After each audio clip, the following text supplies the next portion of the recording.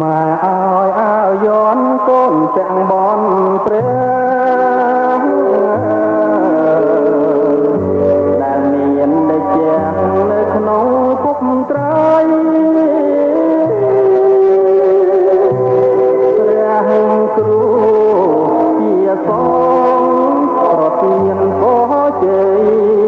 តែគ្នាមិនได้ឆ្លៃចូលធ្វើទី